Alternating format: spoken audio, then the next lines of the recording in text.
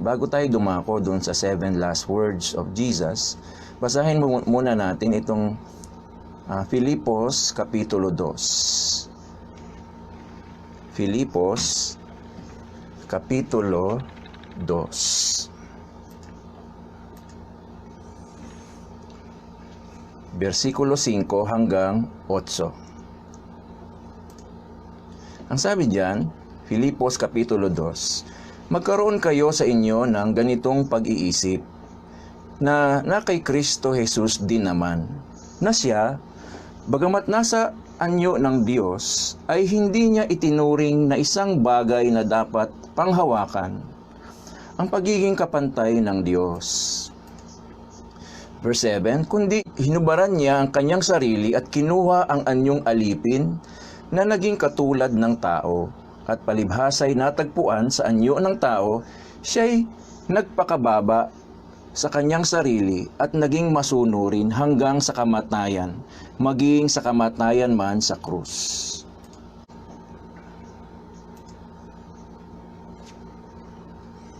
Mga kapatid, ang 7 huling wika ni Jesus sa krus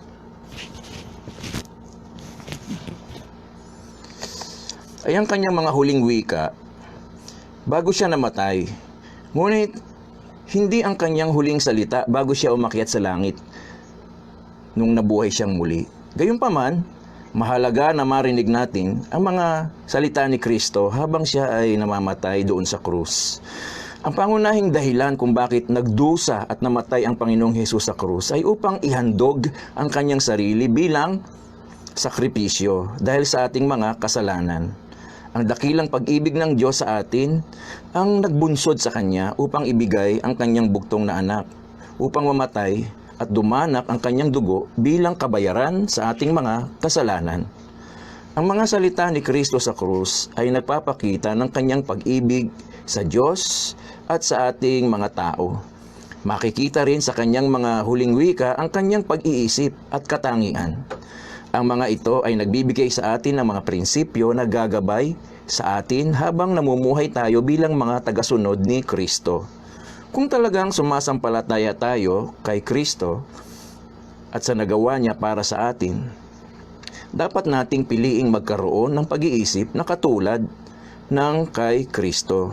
Katulad ng sinabi sa binasa natin sa Filipos Kapitulo 2, versikulo 5 hanggang 8. Ngayon, narito ang mga huling salita ni Kristo sa krus at sulyapan natin ang kanyang pag-iisip. Ang unang salita na sinabi niya ay ito, Ama, patawarin mo sila, sapagkat hindi nila nalalaman ang kanilang ginagawa. Lucas, Kapitulo 23, versikulo 34. Ang Panginoong Hesus ay pinakamamahal na anak ng Diyos. Siya ang pinakamamahal ng Diyos Ama. Ano sa palagay niyo ang nadama ng kanyang ama nung pinahirapan nila at pinatay ang kanyang minamahal na anak? Karapat dapat lang na sila'y magdusa ng puot ng Diyos. Ngunit nakita natin ang biyaya ni Jesus. Sa halip na mapuot siya sa mga nagpapahirap sa kanya, ay hiniling niya sa kanyang ama na patawarin sila. Sa makatuwid, hinihiling niya sa Diyos na huwag silang parusahan. Ang mga hindi, alam niyo mga kapatid, ang mga hindi nakakaalam at yung mga nakakaalam na ang kanilang ginagawa ay kasalanan, ay pareho sila na dapat parusahan. Ngunit sila na hindi nakakaalam na ang kanilang ginagawa ay mali at kasalanan ay mas nag-aanyaya sa awa ng Diyos kaysa sa mga sumasadya sa paggawa ng kasalanan sa Diyos o kasalanan laban sa Diyos. Isang kalakasan na malaman na nais ni Jesus na tayo ay mapatawad sa ating mga kasalanan. Kaibigan, hindi mo ba pinahalagahan si Kristo sa buhay mo? Nakagawa ka ba ng mga kasalanan na sa palagay mo ay napakabigat at hindi na mapapatawad ng Diyos? Kahit gaano kalaki ang iyong mga kasalanan, kaya kang patawarin ng Diyos. Ipahayag mo ang iyong mga kasalanan sa Diyos. Humingi ka ng tawad sa Kanya. walang kasalanan, gaano man kalaki ang hindi kayang hugasan ng dugo ni Kristo. Sa mga salitang ito ng Panginoong Hesus, binigyan niya tayo ng isang halimbawa na dapat nating tularan. At ito ay ang pagpapatawad. Ang pagpapatawad sa isang taong kinapupuotan mo ng labis ay napakahirap gawin kung hindi man imposible. Kailangan mo munang matanggap ang kapatawaran ng Diyos bago ka makapag-alok ng kapatawaran sa mga nagkasala laban sa iyo. Maaaring mayroong magsabi na hindi ako si Jesus. Hindi ko mapapatawad ang nanakit sa akin. Alam mo, mas dapat ka pa ngang magpatawad dahil hindi ka si Jesus o hindi ka Diyos. Kung nagpatawad ang Panginoon, sino ka na ayaw magpatawad sa kapwa? Mas higit ka pa ba kaysa sa Kanya? Pangalawang salita ng Panginoong Hesus sa krus. Katotohanang sinasabi ko sa iyo, ngayon, ikaw ay makakasama ko sa paraiso. Lucas 23:43.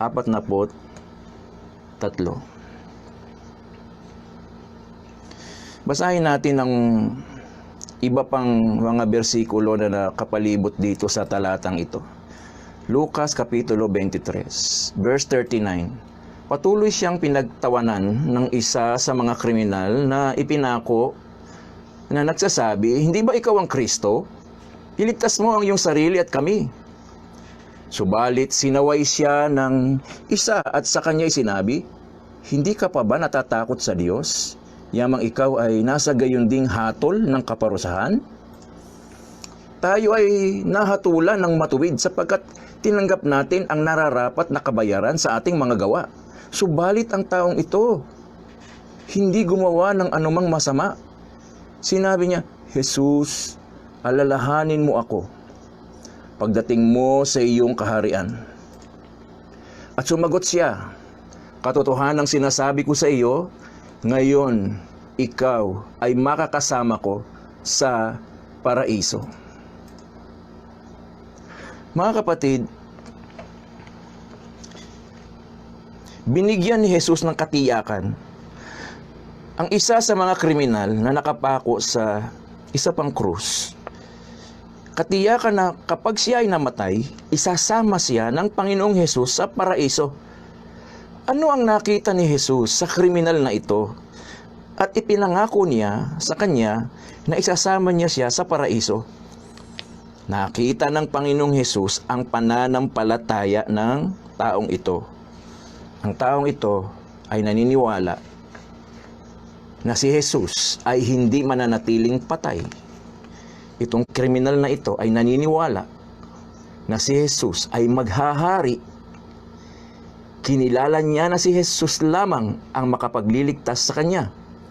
Inamin niya na siya ay isang makasalanang karapat-dapat lamang na parusahan. Ang kriminal na ito ay hindi naligtas ng relihiyon, mabubuting gawa, at mga relihiyosong ritual. Dahil lang sa awa at biyaya ng Diyos at sa pamamagitan lamang ng kanyang pananampalataya, siya ay naligtas. Ganito ang sabi ni Apostol Pablo patungkol diyan sa Efeso Kapitulo 2, versikulo 8. Sapagkat sa biyaya kayo'y naligtas sa pamamagitan ng pananampalataya, at ito'y hindi sa pamamagitan ng inyong sarili, ito'y kaloob ng Diyos. Hindi sa pamamagitan ng mga gawa upang ang sino man ay huwag magmalaki. Kaya yung nangyaring iyon sa kriminal na siya ay naligtas, ay totoo ito. Hindi lang sa kanya, kundi sa lahat na mga sasampalataya sa Panginoong Hesus. Maaring hindi ka isang mamamatay tao. Maaring hindi ka isang magnanakaw. Ngunit, tulad ng mga kriminal, ikaw rin at ako ay mga makasalanang walang pag-asa at walang magagawa upang mailigtas ang ating sarili. Kung hindi mo pa nagawa ang ginawa ng kriminal na ito doon sa krus, gawin mo na ito ngayon.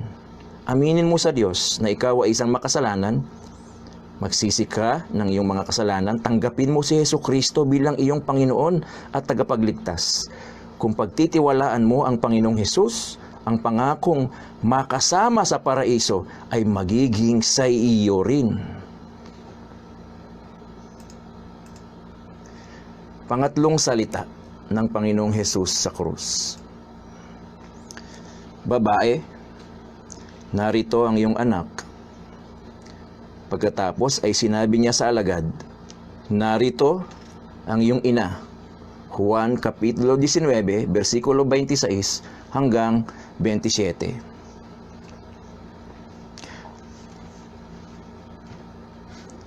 Mga kapatid, nang makita ni Jesus ang kanyang ina na nakatayo malapit sa krus, kasama si Apostol Juan, ipinagkatiwala niya kay Apostol Juan ang pag-aalaga sa kanyang ina. At mula ng oras na iyon, ay kinupkop ni Juan si Maria at dinala sa kanyang sariling tahanan. Sa talatang ito, ang Panginoong Hesus ay nahabag sa kanyang ina sa laman. At tinitiyak niya na siya ay maaalagaan matapos ang kanyang kamatayan sa krus. Maaring katulad ka ni Maria na namatayan ng isang mahal sa buhay. At sa tingin mo ay nag-iisa ka sa buhay. Alalahanin mo na ang Panginoon ay naaawang nakatingin sa iyo. Magpapadala siya ng isang tao na gagamitin niya upang samahan ka. Isang taong magpapagaan ng iyong kalungkutan at tutulungan ka sa mga oras ng pangangailangan. Ang minamahal na disipulo ni Jesus na si Apostol Juan ay ngayon ay anak na ni Maria. Siya ay responsable na ngayon sa pangangalaga sa kanya. Kaya ito ay isang halimbawa para sa atin na igalang, kaawaan at alagaan natin ang ating mga magulang, lalo na sa kanilang katandaan at kahinaan. Ikaapat na salita ng Panginoong Hesus sa krus. Diyos ko, bakit mo ako pinabayaan? Mateo Kapitulo 27, versikulo 46. Ang mga salitang Diyos ko ay nagpapakita ng katapatan at tiwala sa Diyos. Alam niyo mga kapatid, may mga tao na nawawala na ng tiwala sa Diyos kapag pinahihintulutan sila ng Diyos na makaranas ng mga pagdurusa. Ngunit ang Panginoong Hesus ay nanalig pa rin sa Diyos sa gitna ng pagdurusa. Tunay nga pinabayaan ng Ama si Kristo. Ngunit hindi magpakailanman dahil alam naman natin na hindi siya pinabayaan ng Ama na manatili sa libingan. Ang pangsamantalang pag-abandona kay Kristo ay ginawa ng Diyos upang hayaan si Kristo na makaranas ng pagdurusa at kamatayan. Ito ay kailangan upang maisakatuparan ang plano ng Diyos na tubusin tayo mula sa ating mga kasalanan. May mga panahon na pinahihintulutan ng Diyos kahit na ang kanyang minamahal na mga anak na magdusa kung kinakailangan upang maisagawa ang kanyang plano para sa kanilang buhay. Kapag nangyari ito, kailangan nating tingnan ang ating sitwasyon na may pagtitiwala sa Diyos. Sapagkat tayo'y nabubuhay sa pananampalataya at hindi sa nakikita ng ating mga mata. Nang sinabi ng Panginoong Hesus ang mga salitang ito, hindi lamang niya ipinahayag ang nararamdaman niya. Sinisipi din niya ang nakasulat sa Awit Kapitulo 22, versikulo 1. Kaya nang marinig ng mga Hudyo ang mga salitang ito, alam ng marami sa kanila na ang mga salitang ito ay nasa kanilang banal na kasulatan. Alam nila na ang bahagi ng banal na kasulatan kung saan sinipi ni Jesus ang mga salitang ito ay isang awit patungkol sa kanilang Mesiyas, awit na naghahayag ng propesiya patungkol sa kung ano ang mangyayari sa darating na Mesiyas. Ang mga salitang ito ni Kristo doon sa krus ay nagpapatunay sa mga Hudyo na ang hula tungkol sa Mesiyas ay natutupad sa kanilang harapan noong araw na iyon habang pinagmamasdan nila siya na naghihirap at namamatay sa krus. Alam ni Kristo kung bakit siya pinabayaan. Ngunit maaring may magtanong, bakit tinanong pa niya kung bakit siya pinabayaan? Alam niyo mga kapatid, may mga panahon na nagtatanong ang Panginoon kahit na alam na niya ang sagot. Maaari din na binibigkas lamang niya ang nakasulat sa Awit, Kapitulo 22, versikulo 1. Ngunit, ang tanong na ito ay may sagot. Bakit pinabayaan ng Diyos si Kristo? Dahil mahal ka niya. Mababasa natin yan sa Juan 3:16, Roma 5:8. Nais niyang ibalik ang iyong relasyon sa Diyos. Ang pagdurusa at kamatayan ni Kristo, yan lang ang tanging paraan para ito mangyari.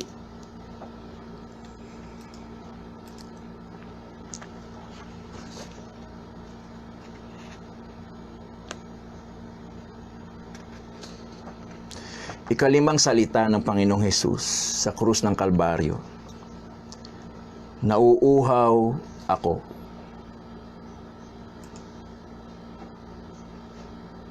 Juan Kapitulo 19, versikulo 28. Basahin natin ang buong talata. Juan 19, versikulo 28. Pagkatapos nito, sapagkat alam ni Jesus na ang lahat ng mga bagay ay naganap na, ay sinabi niya, upang matupad ang kasulatan, nauuhaw ako. Totoong nauuhaw ang Panginoong Hesus. Ngunit ayon sa ating nabasa, sinabi niyang nauuhaw siya upang matupad ang kasulatan. Tinutupad ni Jesus ang hula patungkol sa Mesiyas. Mula sa Awit, Kapitulo 69, versikulo 21. At sinasabi doon, binigyan naman nila ako ng pagkaing mapait at sa aking kauhawan ay binigyan nila ako ng suka na maiinom.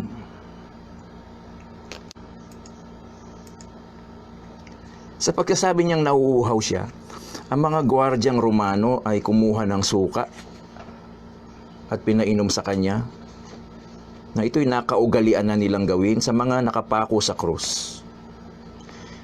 Sa ginawa nilang ito, tinutupad nila ang propesiya patungkol sa Mesiyas.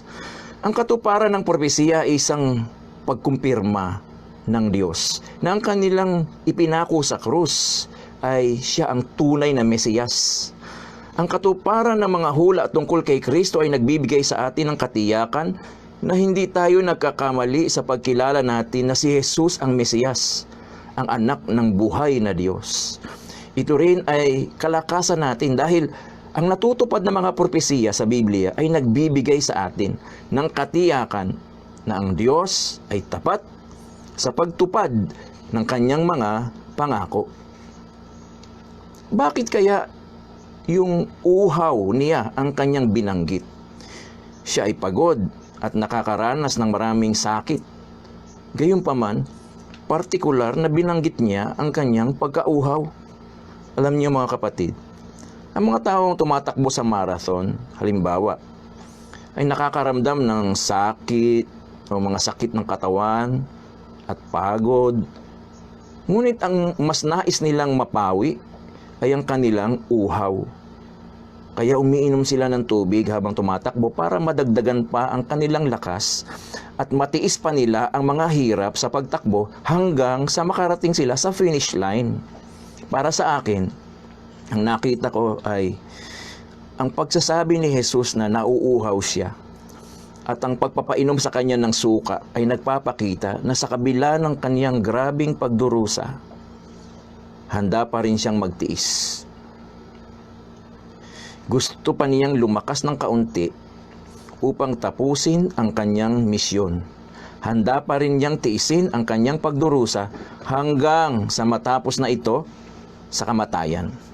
Alam niyang ang kaluwalhatiang naghihintay sa kanya kapag nalampasan niya ang pagdurusa at kamatayan ay hindi maihahambing. Sa pagdurusang ito, ayon sa Hebreo Kapitulo 12, versikulo 2, namasdan natin si Jesus na gumawa at sumakdal ng ating pananampalataya na siya, dahil sa kagalakang inilagay sa harapan niya, ay nagtiis ng krus. Naniwalang bahala ang kahihiyan at umupo sa kanan ng luklukan ng Diyos. May mga panahon, mga kapatid, na upang magawa natin ang kalooban ng Diyos ay kinakailangan nating tiisin ang mga pasakit sa halip na iwasan ang mga ito. Sa panahong ganito, ang kailangan natin ay ang tubig ng biyaya, awa, at pangako ng Diyos na nagbibigay sa atin ng lakas upang matiis ang mga pagdurusa hanggang makita natin ang ating tagapagligtas sa kaniyang kaluwalhatian. Ika-6 na salita ng Panginoong Hesus. Natupad na. Kung babasahin natin ang buong talata, ang sabi ay, nang matanggap ni Jesus ang suka, ay sinabi niya, natupad na, at itinungo ang kanyang ulo at siya'y namatay. Mga kapatid, ang mga salitang ito ni Jesus ay nangangahulugang natapos na ang kanyang pagdurusa at ang buong gawain na ipinagagawa sa kanya ng kanyang ama.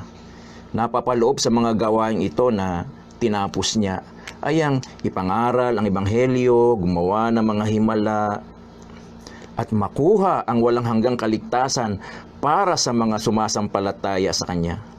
Sa pagsasabi niyang natupad na o it is finished sa Ingles, ang ating utang na kasalanan ay binayaran na niya ng buong buo o fully paid, hindi kulang, buong buo. Tanging ang sakripisyo lamang ng Panginoong Hesus ang tinanggap ng Diyos Ama, nakabayaran sa ating mga kasalanan. Wala nang ibang tatanggaping kabayaran para sa ating mga kasalanan. Yun lang sakripisyo ni Kristo sa krus, ang tinatanggap ng Diyos Ama na kabayaran. Kapag ang isang tao ay nagsasagawa ng sarili niyang mga pagsasakripisyo at iniisip niya na dahil dito ay patatawarin siya ng Diyos sa kanyang mga kasalanan, para niyang sinasabi na hindi pa sapat o hindi pa kumpleto o hindi pa tapos ang sakripisyo ni Kristo sa krus. At iyan ay isang insulto kay Kristo dahil sabi niya, it is finished. Natupad na, kumpleto na. Kaya tulad ng sinasabi sa Hebreo Kapitulo 10, versikulo 18, ang sabi diyan, at dahil napatawad na ang mga kasalanan natin, hindi na natin kailangan pang maghandog para sa ating mga kasalanan. Kaya anumang religious ceremony na tinatawag na sacrifice para sa kasalanan, hindi na yan kailangan. At anumang mabubuting gawa na ginagawa ng tao na iniisip niya na pambawi at pangbayad sa kanyang kasalanan, hindi na kailangan. Dahil sapat na ang kabayaran ginawa ni Kristo doon sa krus ng Kalbaryo. Kung tayo man ay gumagawa ng mabuti, ay hindi para maligtas o hindi para dagdagan ang ginawa ni Kristo doon sa krus. Hindi. Kaya lang tayo gumagawa ng mabuti at naglilingkod sa Diyos ay dahil nagpapasalamat tayo sa ginawa niya at minamahal natin siya. Kung pinagtiwalaan mo si Jesucristo bilang iyong nag-iisang tagapagligtas, ang mga kasalanan mo ay ganap na binayaran ng kanyang sakripisyo sa krus. Ika-7 salita. Ama, sa mga kamay mo. Inihahabilin ko ang aking espiritu. Lucas Kapitulo 23, versikulo 46. Babasahin ko yung buong talata. Si Jesus ay sumigaw ng malakas at nagsabi, Ama, sa mga kamay mo ay inihahabilin ko ang aking espiritu. At pagkasabi nito ay nalagot ang kanyang hininga. Ang Panginoong Yesus ay hindi isang biktima na napilitan lang, hindi. Kusa siyang nagpasya na ibigay ang kanyang buhay bilang pantubos sa atin. Ang mga salita niyang ito ay nagpapakita rin ng pagtitiwala niya sa kanyang Ama. Alam niyo mga kapatid, kayang patayin ng mga tao ang kanyang katawan, ngunit ang Diyos lamang ang may kakayanang mag-ingat ng kanyang espiritu. Ang pagbibigay ng kanyang espiritu sa Ama ay isa ring gawain ng pag-aalay sa Ama ng kanyang sakripisyo. Nasa pamamagitan ng sakripisyong ito ay ginawa tayong banal at perpekto magpakailanman. Hebreo 10:14. Mga kapatid, kapag nagtitiis tayo ng pagdurusa dahil sumusunod tayo sa Diyos, ipinakikita nito na nagtitiwala tayo sa Kanya. Ang mga kayang gawin sa atin ng mga tao ay hindi dapat makahadlang sa paggawa natin ng kalooban ng Diyos. Ang mahalaga ay ang magawa ang kalooban ng Diyos. Ang ganitong uri ng pag-uugali ay nagpapakita na ipinagkatiwala na natin sa Diyos ang ating espiritu kahit na tayo ay hindi pa namamatay. Ang taong naglagak na sa Diyos ng kanyang buhay, kaya niyang harapin ang anuman. Oo, kahit pa ang kamatayan. So yan mga kapatid, ang pagka hindi makasarili, pagka mapagpakumbaba, pagka masunurin, pagtitiwala sa Diyos, kabutihan, ay ilan lang sa nasa isip ni Kristo kahit na siya ay namamatay na sa krus. Ngunit higit pa sa kanyang mga salitang sinabi niya sa krus, ang kanyang sakripisyo sa krus ang pinaka nagpapakita ng kanyang walang kondisyong pagmamahal sa atin. Ang kanyang sakripisyo ay kinakailangan upang mapatawad ang ating mga kasalanan at maipagkasundo tayo sa Diyos. Si Jesus ay pinarusahan dahil sa ating mga kasalanan, sapagkat hindi niya nais na tayo ay maparusahan magpakailanman. Kung ilalagay mo ang iyong tiwala sa Kanya at sa Kanya lamang, ang Kanyang sakripisyo sa krus ay magiging mabisa o epektibo sa iyo. Tayo ay hindi mas higit kaysa sa ating Panginoon. Kung siya na ating Panginoon ay nagpakumbaba sa kanyang sarili at tiniis ang mga paghihirap na ito upang maligtas tayo, hindi bagay sa atin bilang mga tagasunod niya na hindi magtiis para sa kanya at para sa ating kapwa. Hindi para maligtas tayo o para maligtas sila, katulad ng ginawa ni Kristo. Hindi yan. Kundi upang ipahayag ang ating pasalamat at pagmamahal sa Kanya dahil sa ginawa Niya para sa atin. Nawa, mga kapatid, ay magkaroon tayo ng pag-iisip na katulad ng sa ating Panginoong Hesukristo. Pagpalain tayo ng ating Diyos.